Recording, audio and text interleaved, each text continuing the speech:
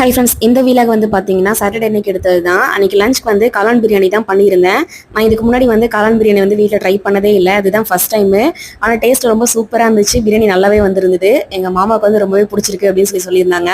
என்ன ஒன்று, பாஸ்மதி ரைஸில் பண்ணதுனால சாரு குட்டிக்கு வந்து சரியாக மென்று சாப்பிட தெரியல. அதனால அவனுக்கு மட்டும் கொஞ்சமாக வந்து பருப்பு சாதம் வச்சு கொடுத்துட்டேன். தம்பி அதை சாப்பிட்டுக்கிட்டான். அதனால் வந்து பங்குனி ஊத்துறோம். ஸோ கிளீனிங் ஒர்க்லாம் அதிகமாக இருந்ததுனால சைட் டிஷ் எதுவும் ரொம்ப பெருசாக பண்ணிக்கல. கிளீனிங் ஒர்க்கை வந்து பார்த்தீங்கன்னா ஈவினிங் போலவே ஸ்டார்ட் பண்ணிட்டேன். சாட்டர்டே இன்னைக்கு ஈவினிங்கே வந்து சுவாமி விக்கிரகம் பூஜை பொருள் எல்லாமே க்ளீன் பண்ணி வச்சுட்டேன். சாமிக்கு வந்து வெத்தலை தீபம் ஏற்றுறதுக்காக கொஞ்சமாக அகல் விளக்கும் கழுவி இருந்தேன். எப்போதுமே வந்து மறாத நாள் வந்து பூஜை பண்ணணும், எதுவும் ஃபெஸ்டிவல் இருக்குது அப்படின்னாக்கா முந்தின நாளே பூஜை பொருள்லாம் க்ளீன் பண்ணி வச்சிட்டோம் அப்படின்னாக்கா ஒரு பெரிய வேலை முடிஞ்ச மாதிரி இருக்கும். நமக்கு கொஞ்சம் டென்ஷன் இல்லாமல் ஃப்ரீயாக இருக்கும். பூஜைக்கு வந்து கொஞ்சமாக பூ வாங்கிட்டு வர சொல்லியிருந்தேன். யூஷுவல் டேஸில் வந்து பார்த்தீங்கன்னா 1/4 கிலோவே 20 ரூபா 30 ரூபா தான் விற்கும். இந்த கொஞ்சம் பூ வந்து அன்றைக்கி 50 ரூபான்னு சொல்லியிருந்தாங்க. ஃபில்டர் ஒன்று வந்து ஆன்லைனில் ஆர்டர் பண்ணியிருந்தேன். அதுவும் முந்தா நாள் தான் வந்துச்சு. இது எப்படி யூஸ் பண்ணுறதுங்கிறத நான் இன்னொரு வீடியோவில் போடுறேன். வீடியோ பிடிச்சிருக்கு